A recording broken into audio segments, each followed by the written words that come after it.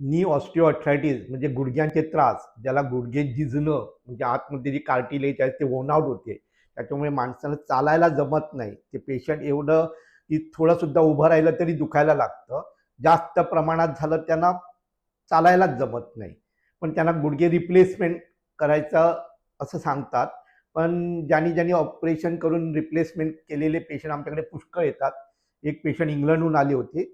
तिचे साधारण 3-3 वेळा रिप्लेसमेंट झालं. प्रत्येक वेळा एवढा खर्च करून हेल्थ पूर्ण खराब झालं होतं. तर ती गुडघ्यासाठी आली नव्हती, कारण गुडघे आता ऑलरेडी रिप्लेस आहेत, त्याला मी काही करू शकत नाही. पण वेगळे व्याधी झाल्यात त्या प्रत्येक सर्जरीनंतर ज्या प्रॉब्लेम झाल्यात ते ट्रीटमेंट करायला ते आले होते.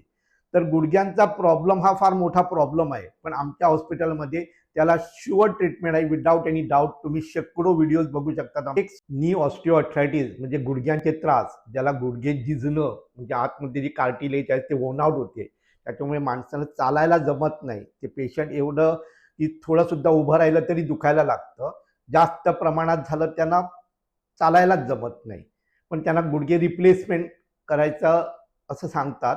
पण ज्यांनी ऑपरेशन करून रिप्लेसमेंट केलेले पेशंट आमच्याकडे पुष्कळ येतात.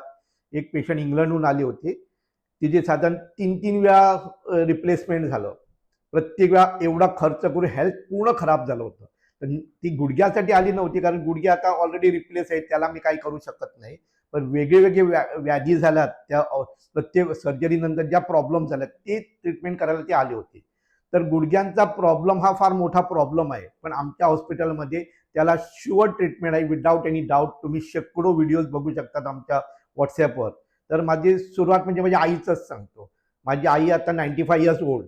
पण 36 वर्षापूर्वी जेव्हा मी बाहेरून शिकून आलो ॲक्युपंक्चर, तेव्हा पहिलं मी ट्रीटमेंट माझ्या आईला केलं. कारण आई एवढी हाल काढत होती की माझ्या कॉलेज लाईफमध्ये किंवा स्कूलमध्ये असताना वगैरे आईला मी रडताना बघत होतो. दिवसभर काम केलं की रात्री बेडवर रडत होते अक्षरशः गुडघ्यांच्या त्रासने. पुष्कळ औषधं वडिलांनी नेऊन केलं, पण तिला काहीच चांगलं वाटत नव्हतं. पण जेव्हा मी बाहेरून शिकून आलो तेव्हा पहिलं माझ्या आईला ॲक्युपंक्चरचं ट्रीटमेंट केलं आणि त्याच्यानंतर आई पूर्ण नॉर्मल झाली. आज ती 36 वर्षानंतर 95 इयर्स ओल्ड आहे. ती पूर्ण चालते, नॉर्मल जीवन काढते. आणि ह्या जेव्हा तिला चालायला जमत नव्हती सुरुवातीला, आता इव्हन पुण्याच्या हॉस्पिटलचं इनॉग्रेशन पण तिच्या हातानं झालं. इथून पुण्यापर्यंत येऊन तिनं तिथं इनॉग्रेशन पण केलं.